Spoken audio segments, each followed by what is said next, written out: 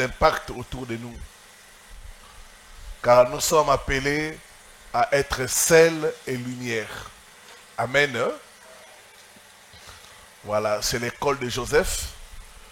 On apprend des secrets pour réussir dans tous les domaines de la vie. Et ce soir, je vais parler de relations. Comment reconnaître les faux amis? Comment reconnaître les faux amis?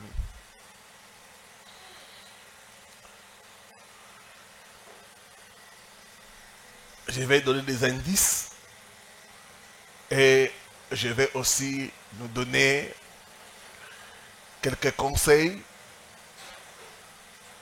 par rapport aux faux amis. Et on pourra recevoir les questions. Ceux qui sont loin, vous pouvez m'écrire à mon numéro WhatsApp qui est au bas de l'écran. Vous pouvez aussi commenter la vidéo en me partageant votre expérience. Voilà, comment reconnaître les faux amis. J'ai des lectures. Proverbe 17, le verset 17. Et puis Galates, chapitre 2, le verset 4. Nous pouvons nous lever pour la lecture de la parole de Dieu.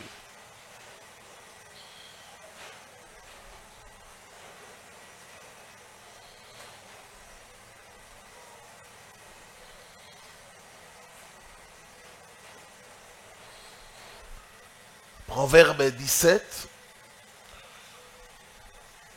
le verset 17.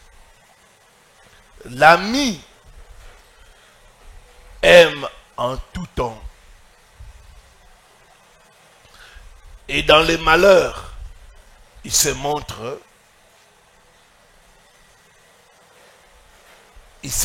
un frère. Amen. Hein? L'ami aime en tout temps, et dans le malheur, il se montre un frère. Galates, chapitre 2, le 4e verset.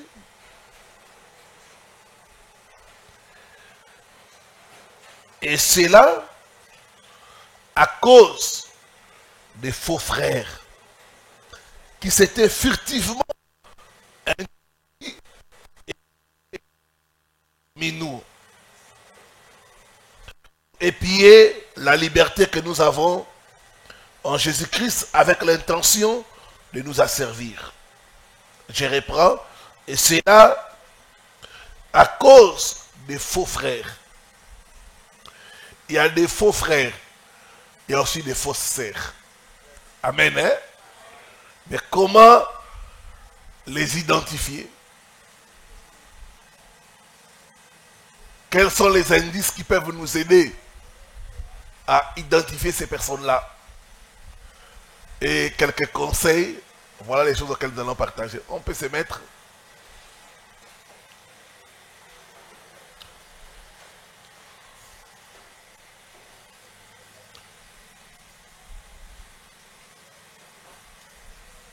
Les mauvaises relations peuvent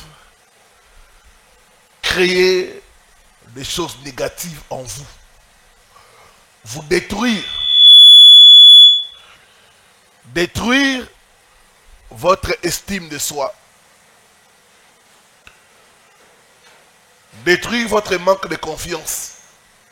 Et même créer en vous le sentiment d'insécurité. Les mauvaises personnes sont des gens toxiques. Ils empoisonnent la vie des gens.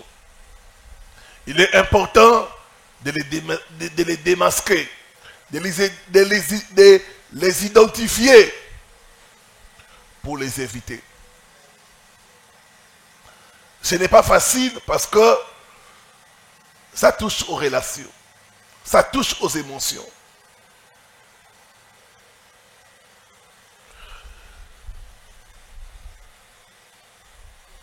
Les faux amis, ce sont des personnes qui prétendent vous aimer, être votre ami, mais en réalité, ils ne le sont pas.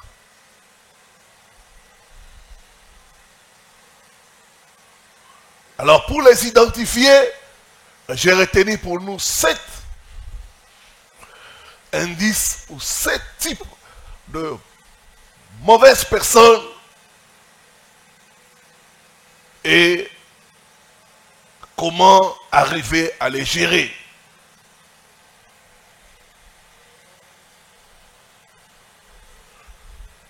Premièrement, il y a ce que j'appelle les amis des bons moments.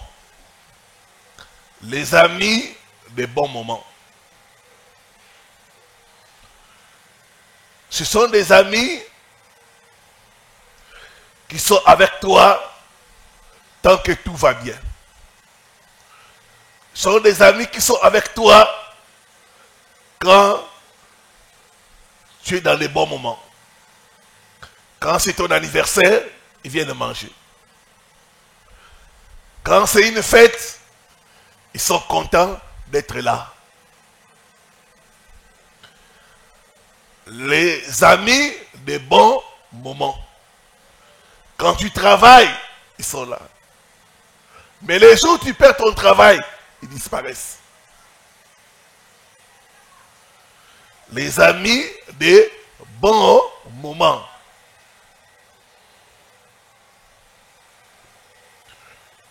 Ils sont là avec toi pour fêter ton anniversaire, pour aller en boîte. Donc ils sont là seulement pour les bonnes occasions. Quand tu travailles, ils viennent te visiter dans ton bureau, dans ta maison. Les jours où ils apprennent que tu ne travailles plus, tu ne les vois plus. C'est comme s'ils t'ont oublié. C'est comme s'ils ont oublié l'adresse de ta maison. Ça, ces amis-là, il faut faire attention.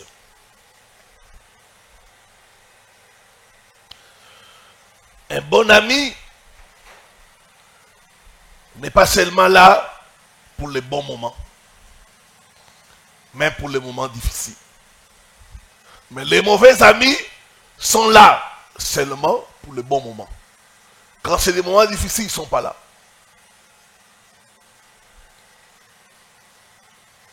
Je connais quelqu'un, le monsieur travaillait quelque part, il était bien assis, il avait beaucoup d'argent, il avait beaucoup d'amis. Il aidait beaucoup de gens. Mais les jours où, dans son travail, il a fait une erreur, on l'a licencié, tous ses amis ont disparu. Tous ceux qui venaient même manger à la maison, ils ont séché. Le monsieur s'est retrouvé seul avec sa femme. Ça l'avait fait très mal. Et même en cours de route, il pouvait passer. Il voit des gens qu'il avait aidés, ses amis là. Il passait comme s'il n'avait pas vu. Pourquoi? Parce qu'il avait perdu son travail. Des amis, des bons moments. Est-ce que quelqu'un est en train de comprendre? Deuxième indice de mauvais amis, c'est les amis opportunistes. Les amis opportunistes. Ce sont des amis qui se rappellent de toi quand ils ont un problème.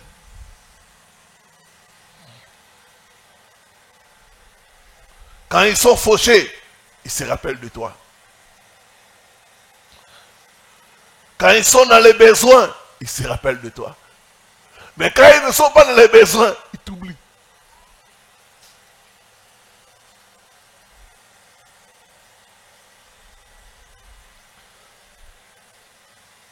Quand ils t'appellent, c'est pour poser un problème. Jamais pour prendre de tes nouvelles. Ah, papa Bob, comment tu vas? Quand elle est dans les besoins, ah, j'ai besoin de 20 000 francs. Papa Bob, je me rappelle, il y a Papa Bob. Ah, Papa Bob, est-ce que je peux avoir un 20 000 francs? Oui. Passe à la maison. Il passe à la maison.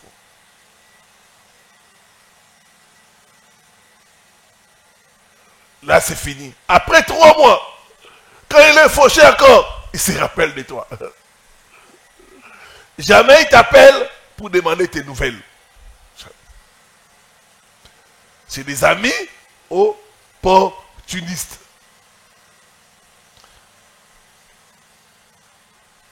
Moi, j'ai des gens comme ça. Ils t'appellent seulement quand il a un problème. Quand il n'a pas de problème, c'est comme si tu n'existais pas.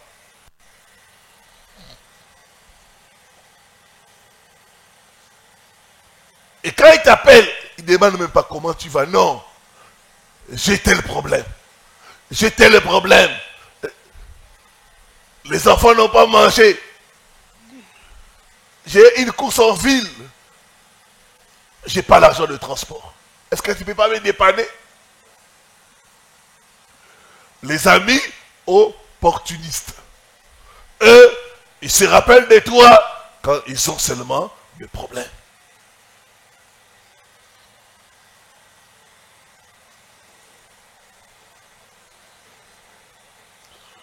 Ils sont là seulement pour prendre de toi. Or, dans l'amitié, c'est pas seulement donne-moi. C'est moi aussi, je dois donner. Amen.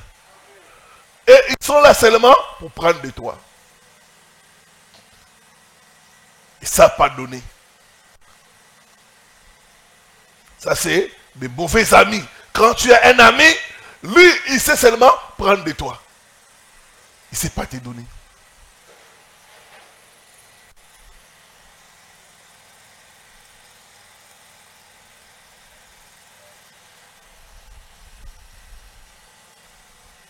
Quand nous étions à l'université, j'avais un ami comme ça. Lui, il vient seulement à l'heure où vous préparez. Ouais, ouais, l'heure, il vient là. Quand vous mangez, il disparaît.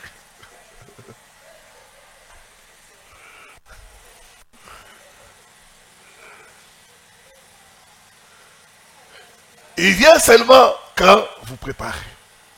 Il mange et il disparaît. Ça, c'est des amis opportunistes. Ils viennent seulement pour prendre, pour profiter et non pour donner. Un vrai ami doit pas seulement savoir prendre, mais aussi donner à l'autre. Aussi contribuer pour l'autre.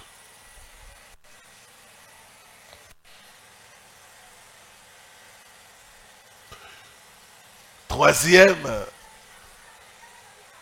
type de mauvais amis, c'est des amis égoïstes. Un ami égoïste, un ami qui t'aime tant que vous êtes au même niveau. Dès que tu le dépasses, il commence à te détester. Il commence à te salir. Il commence à te critiquer. Il devient jaloux de toi.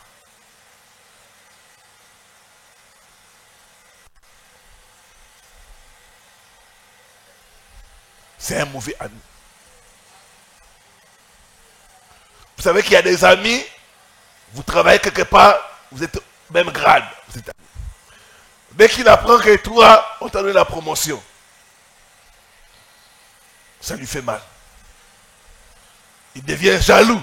Il commence à te critiquer. D'ailleurs, lui, il ne mérite pas ces postes-là. D'ailleurs, il a corrompu pour qu'on lui donne cette nomination-là. Il ne sait rien faire. Donc, il devient jaloux de toi. Tant que vous êtes au même niveau, il est ton ami, il t'aime. Mais dès que tu le dépasses un peu, lui, il se fâche.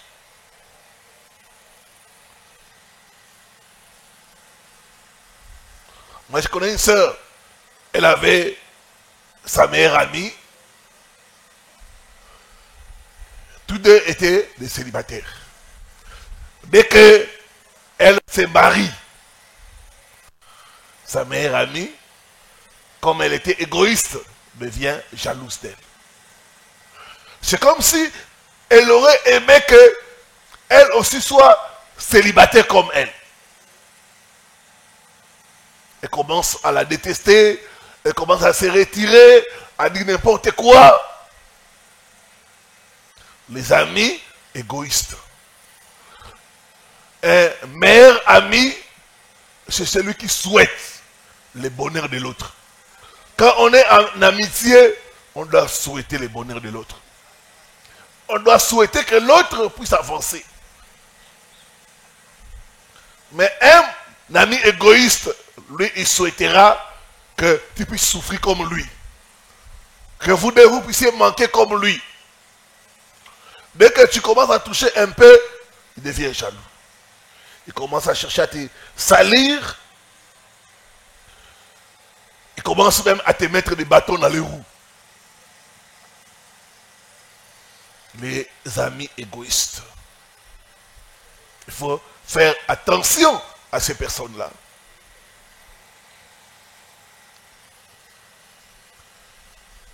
Quatrième type ou indice pour reconnaître de mauvais amis, c'est les amis hypocrites.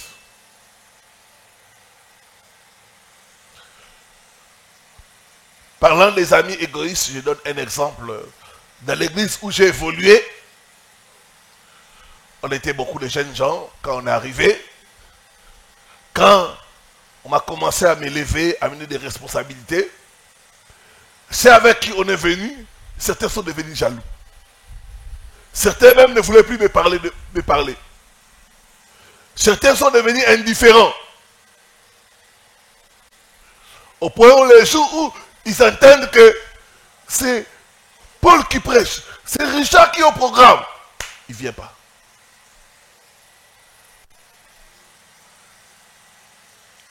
Moi, je serais content si un de mes amis a la prédication. Je viendrai le soutenir. Je viendrai l'intercéder pour lui. Parce que je sais aussi que comme lui il a été élevé, mon tour aussi arrivera. Un bon ami, c'est celui qui souhaite ton bonheur. Pas celui qui est jaloux de toi. Les amis hypocrites.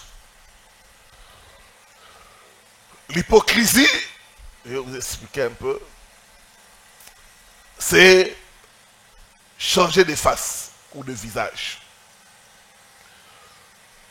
Ceux d'entre nous qui ont regardé le théâtre, il y avait un monsieur là, bon, actuellement il ne fait plus le théâtre.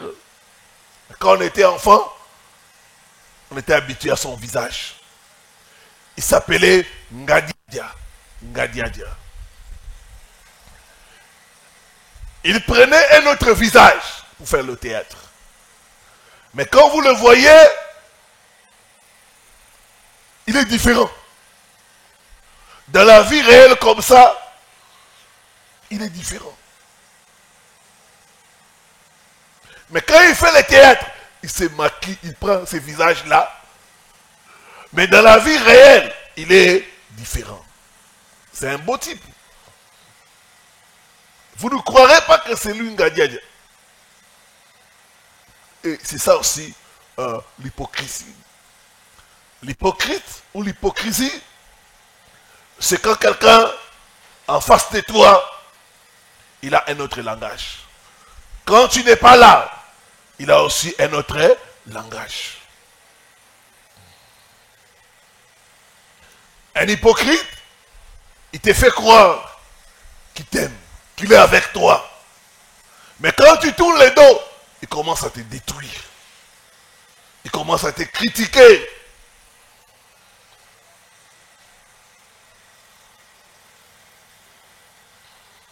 Il commence à salir ta réputation. Ça, c'est un hypocrite. Et il y a beaucoup d'hypocrites dans notre société. Il y a beaucoup d'hypocrites, même dans l'église.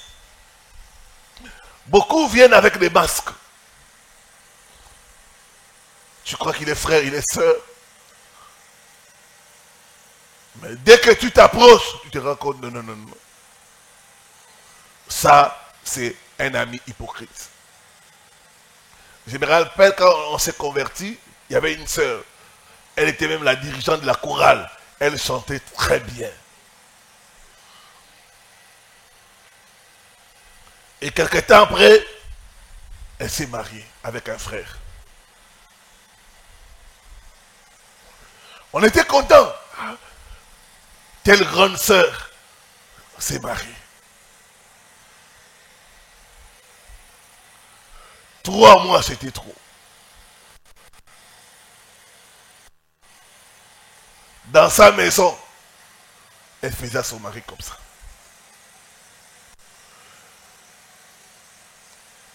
Elle collait les maris. Comme elles habitaient dans une maison de cour commune, vous voyez, la maison, il y a beaucoup de portes. Vous n'avez pas d'intimité parce que à l'intérieur, c'est seulement coucher, dormir. Des fois, elle sort à la cour là, elle dit à son mari, toi, il y en a pour s'emboucher là. Elle a fait des scandales. Et un jour, on est allé visiter ce couple avec mon père spirituel. On est arrivé, son mari nous a commencé à tout nous raconter. J'ai vu la personne qui animait, qui faisait la louange, qui chantait. Et la personne qui était dans la maison, les jours et la nuit. Les jours et la nuit. C'était comme une personne qui a fait sortir ses griffes. Elle était hypocrite. Et aujourd'hui, elle est divorcée. Les hypocrites, ils montrent une face, c'est pas sa vraie face. Il y a aussi des amis comme ça, ils montrent une face, c'est pas sa vraie face. Il y a des frères qui sont ici, il y a des sœurs qui sont ici, tu les vois calmes, hein? Parce qu'il n'a pas encore touché 1000 $. S'il touche 1000 $, vous les perdez. Vous les perdez, vous les perdez. Des fois, Dieu bloque les choses parce qu'il sait que si tu as 1000 $ à toi, c'est fini. On va te perdre. Il dit non, non, non.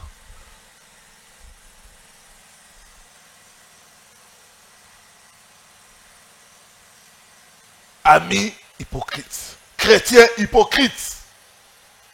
La Bible dit dehors les hypocrites. Les hypocrites n'entreront pas dans le royaume de Dieu.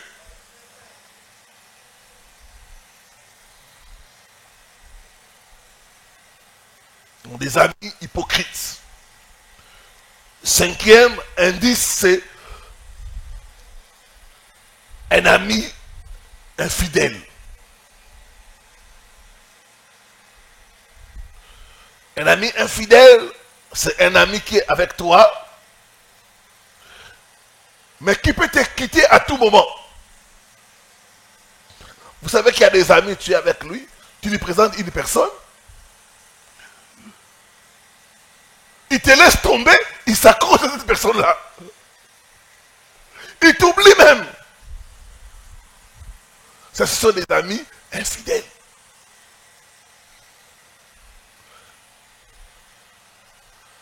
Il est prêt à te quitter à tout moment.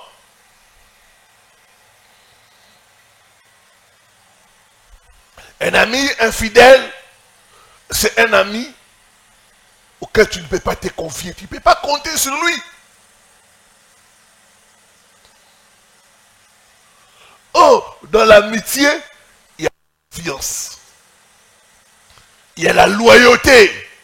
Un ami doit être loyal. Un ami doit être quelqu'un qui est digne de confiance.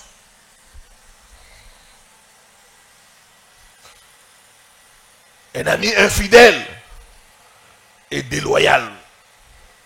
Il est prêt même à te trahir. Il est même prêt à monter des gens contre toi. Il n'est pas loyal, il n'est pas fidèle.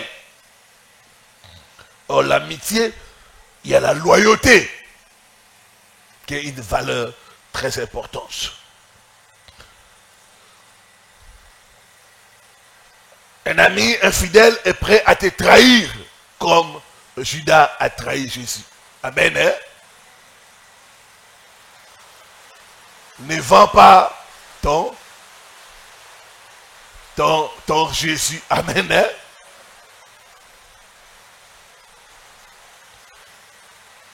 Sixième caractéristique, un ami rabaisseur. Un ami rabaisseur. C'est un ami qui est manipulateur. C'est un ami qui te rabaisse à tout moment. C'est un ami qui te prise. C'est un ami qui aime te minimiser et même chercher des failles en toi.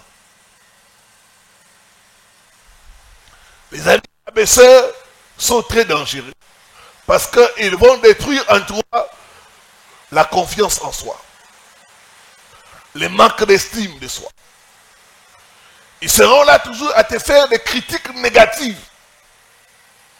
Ils seront là toujours à chercher la peau qui est dans ta tête. Un ami rabaisseur. Cet ami-là est très dangereux. Il est manipulateur. Il ne sait pas te féliciter.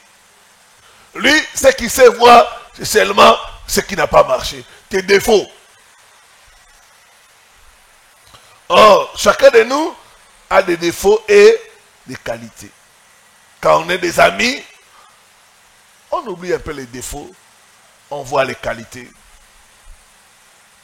C'est pourquoi on dit l'amour couvre une multitude de fautes. Quand on aime, on ne voit pas les défauts de l'autre. On est comme aveuglé sur les défauts de l'autre. Quand tu as un ami qui aime toujours te rappeler tes erreurs, tes défauts, te rabaisser, te minimiser, il faut faire attention.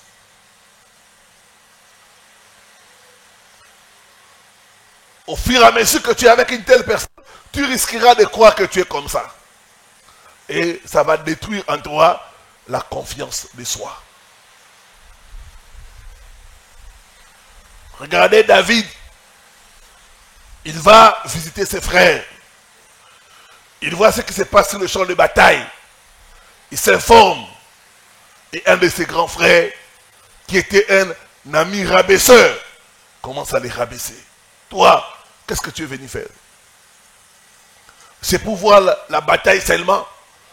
À qui tu as laissé les peu de brebis que nous avons? Peux-tu rendre à la maison? Il dit, mais qu'est-ce que je fais? Je n'ai pas le droit de demander ce qui se passe. Donc, lui, il était là seulement pour rabaisser David, pour minimiser David. Qu'est-ce que David a fait? David s'est éloigné de lui. Éloigne-toi de toute personne qui a tendance à te minimiser.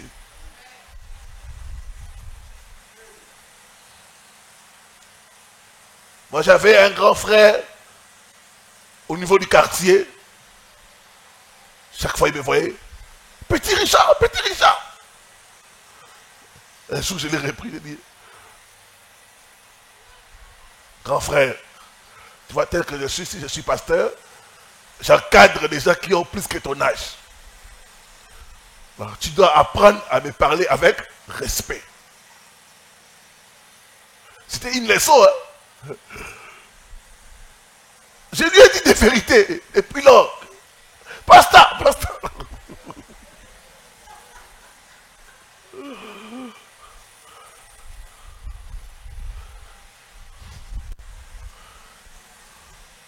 Il y a des gens qui sont là pour vous rabaisser.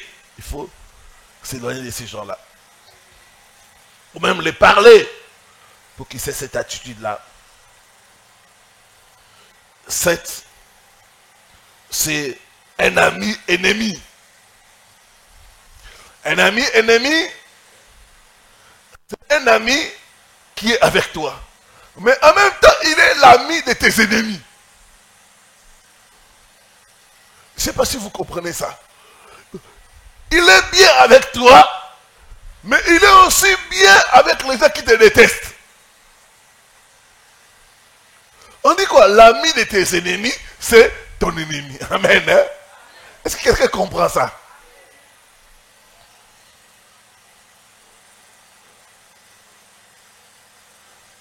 L'ami ennemi, il est bien avec toi.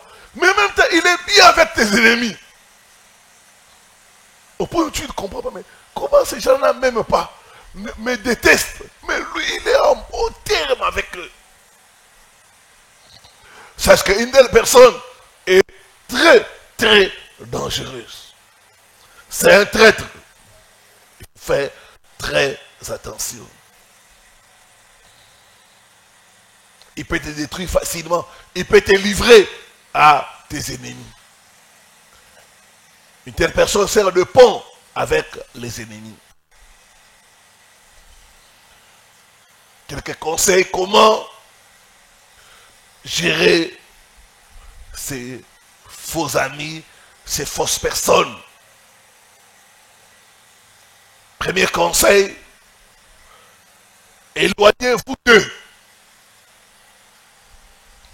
Les mauvaises personnes peuvent faire beaucoup de dégâts. Le mieux, c'est s'éloigner d'eux. Un ami égoïste, tu t'éloignes. Un ami rabaisseur, un ami hypocrite, il faut s'éloigner. Tant que tu ne t'éloignes pas, tu vas subir les conséquences. Les mauvaises personnes nous détruisent facilement. Ils créent beaucoup de dégâts. Le mieux, c'est de nous éloigner d'eux. Éloignez-vous d'eux.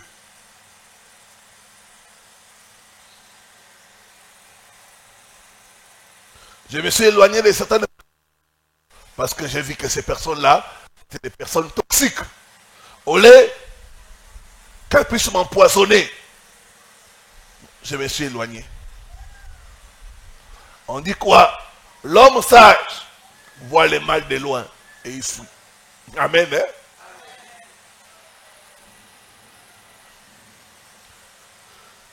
Tu vois le mal de loin et tu fuis. Un bon moment. Lui, il est là seulement quand tout va bien.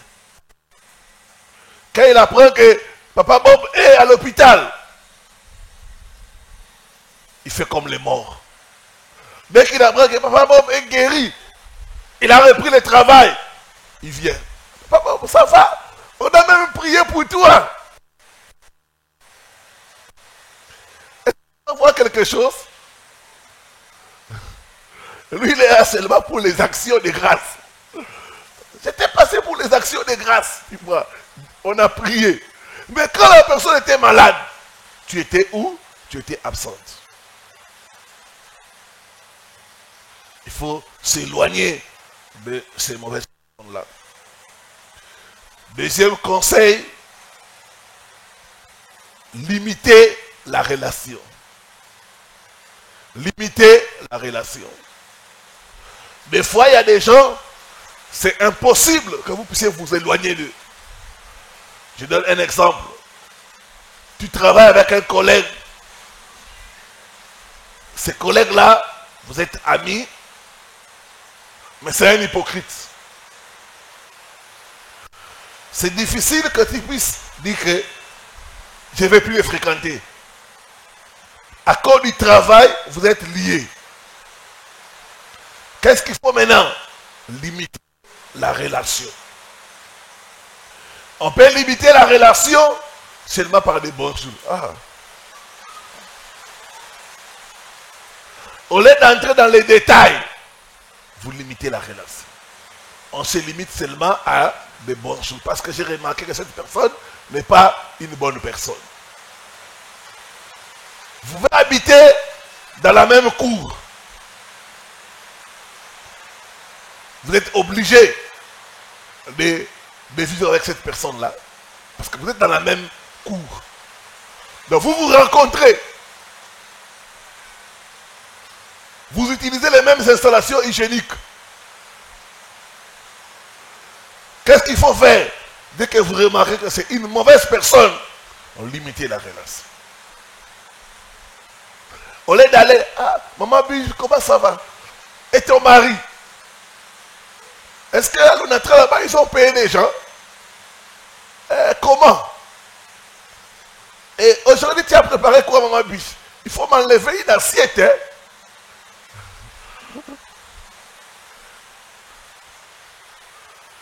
Limitez la relation. Apprenez à mettre des limites. Des fois, il y a beaucoup de problèmes parce qu'il n'y a pas de limites dans les relations.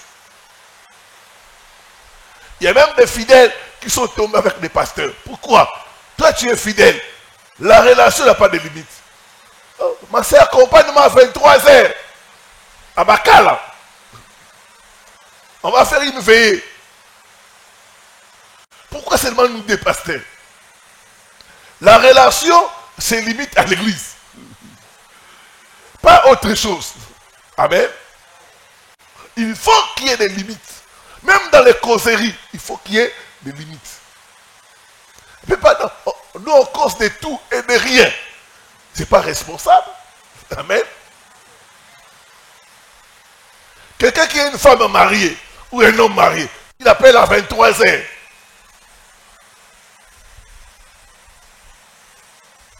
Moi, il y avait même ceux qui m'écrivaient comme ça. Parce que comment ça va? Ta nuit se passe bien? Je dois dormir. Comment beaucoup de questions comme ça? C'était juste te saluer. Non, je n'ai pas besoin de salutations. Parce que j'ai bloqué la relation. Trop de salutations. Trop de ceci. Non. Et à des heures tardives. Il faut avoir des limites. Il y a beaucoup de mauvaises personnes. Il faut établir des limites. Il faut établir des frontières. Même à l'église, il faut qu'il y ait des frontières. On ne peut pas parler de tout et de rien. Non. On est venu ici pour la prière. Je me rappelle quand nous étions dans l'église avec notre père spirituel, il y avait un frère, il était dans les affaires. Vous venez à l'église, vous ne venez pas faire les affaires. Il voit ses frères-là, cette sœur avait des difficultés.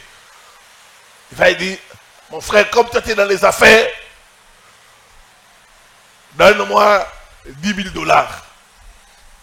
Je vais te rembourser 15 000 $.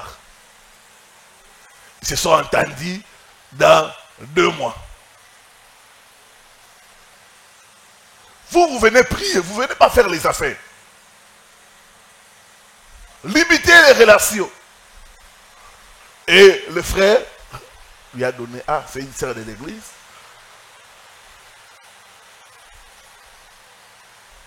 Un mois, 2 mois, 3 mois, 4 mois, rien. Le frère est allé se plaindre auprès du pasteur. Comme nous étions dans les comités, on nous appelle. Tel frère, il a telle sœur. Et on les fait asseoir. Et quand la sœur a su que le frère l'a accusé auprès du pasteur, la sœur s'est fâchée. Voilà, je ne veux plus d'ailleurs payer ça. Oh.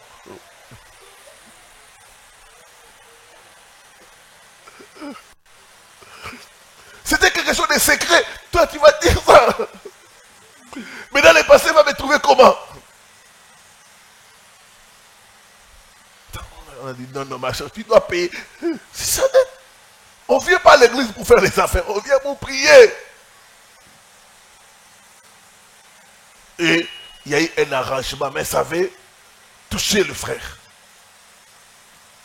La sœur a commencé à payer petit à petit. Alors que c'était du coup. Dans une autre église, il y a un frère qui venait. Il était dans les affaires. Le pasteur lui demande, ah bah, mon frère, j'ai un problème. J'ai besoin de 1000 dollars. Dans un mois, je te rembourse. Même moi, si je viens te demander de me prêter l'argent, ne me prête pas. Amen. Ne me prête pas l'argent. Tu ne viens pas à l'église pour prêter les gens l'argent. Amen. Hein? Il donne à son pasteur. 3 mois. Le frère, c'est un homme d'affaires. Le frère commence à murmurer. 6 mois. Rien. Non. Il commence à réclamer. Je vais te maudire, toi. Toi, tu es trop charnel. Je vais te maudire. C'est quoi 1000 dollars?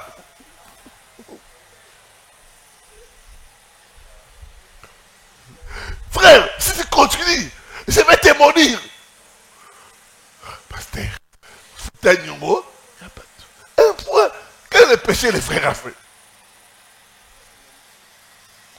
Paye la dette de tout. Les limites, il n'y a pas de limites. Et le frère a quitté l'église. Comme ça.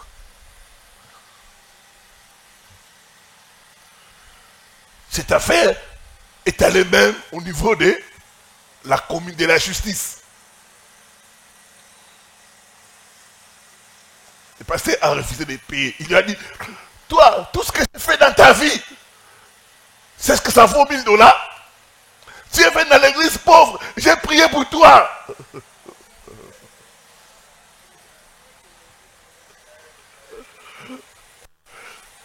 Et aujourd'hui, tu me marques le respect.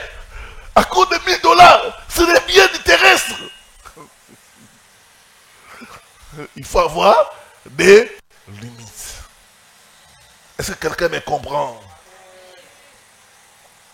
Troisième chose, demander de l'aide. Quand il y a des mauvaises personnes, ils peuvent créer beaucoup de choses en nous. Des blessures, on est blessé.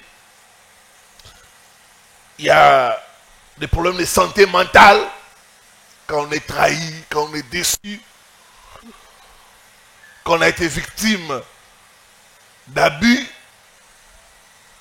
il faut de l'aide. Ça crée même les sentiments d'insécurité. Tu n'as plus confiance aux gens. Si lui qui était mon ami m'a fait ça, et les autres. C'est pourquoi tu attends les amis. Moi, j'aime pas les amis. Hein. J'aime pas les amis. Hein. J'aime rester seul. Tu as besoin de l'aide pour qu'on t'aide à être guéri, à être libéré. Et enfin, pardonnez et laissez le Seigneur vous guérir.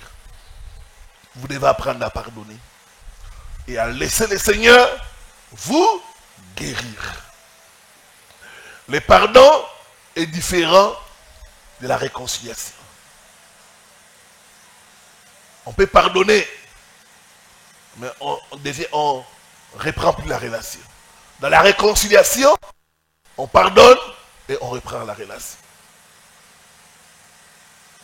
Tu peux pardonner et éviter.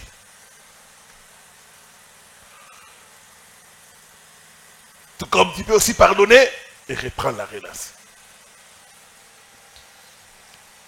Donc, le pardon libère. Apprends à pardonner. Voilà. Que Dieu nous bénisse au nom de Jésus.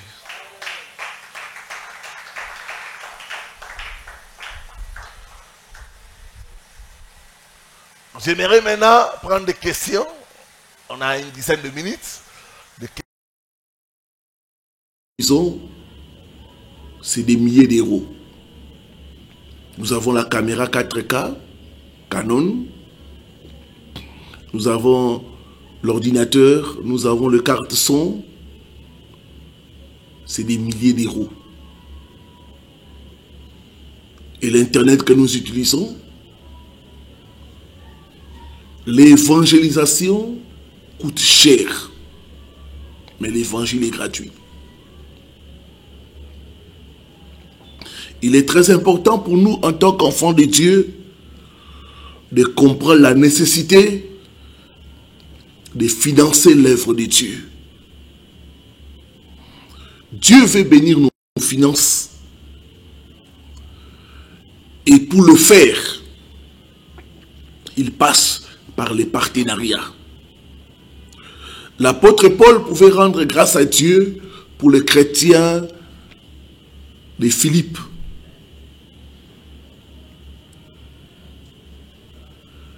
Ils l'ont aidé dans l'œuvre d'évangélisation.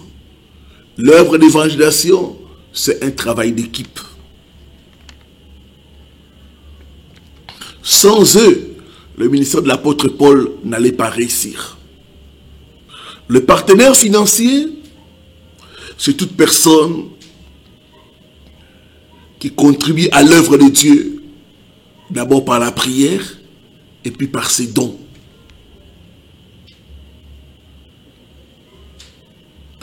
Lorsque nous donnons pour soutenir l'œuvre de Dieu, nous devenons partenaires. Vous devez savoir que le diable n'aime pas le partenariat pour l'œuvre de Dieu. Le diable va te pousser à dépenser ton argent dans des choses inutiles.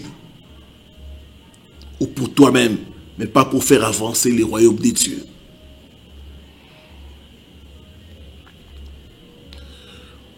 Le Seigneur Jésus-Christ, notre modèle, il avait besoin de partenaires. La Bible dit, autour de Christ, il y avait des femmes qui le soutenaient pour bien réaliser l'œuvre de Dieu. Si lui, il avait besoin de partenaires, à combien plus forte raison, nous avons besoin des hommes et des femmes qui vont nous assister avec leurs biens. Nous avons des projets déménager de là où se trouve l'église pour un endroit plus large.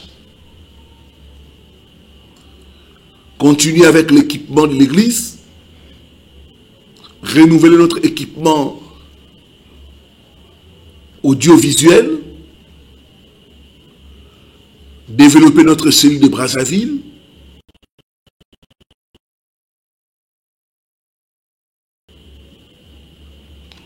Financer les missions. Donc ça demande de l'argent et ça demande beaucoup d'argent. Nous avons besoin des hommes et des femmes qui vont comprendre l'importance des données. Là, les partenaires, ce n'est pas celui qui a beaucoup d'argent, mais celui qui a compris les principes des données. La Bible dit, tant que le ciel et la terre subsistera, le semail et la moisson ne cesseront point. Notre Dieu respecte ces principes. Quelques bénédictions qui découlent du partenariat. 1. La provision.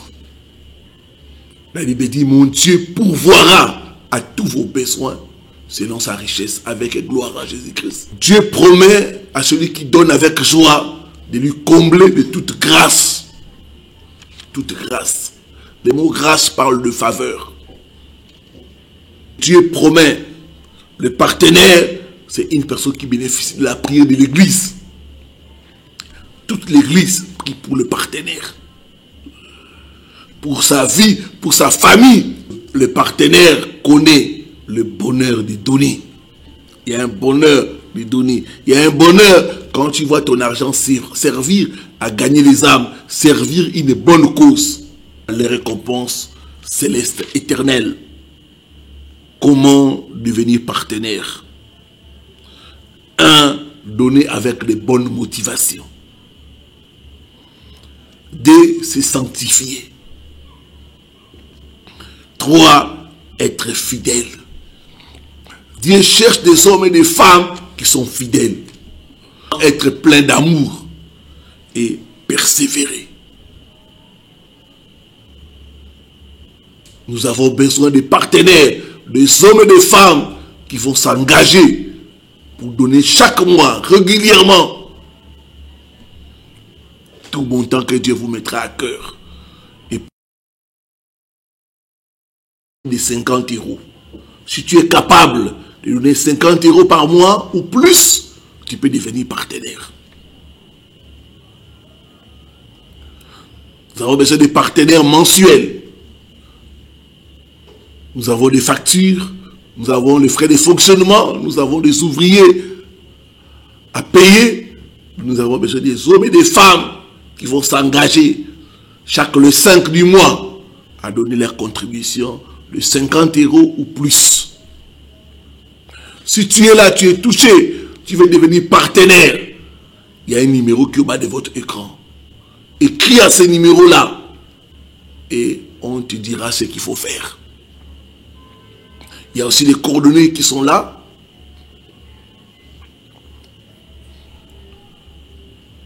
Et les coordonnées, c'est pour te permettre de nous faire parvenir votre offrande de partenariat.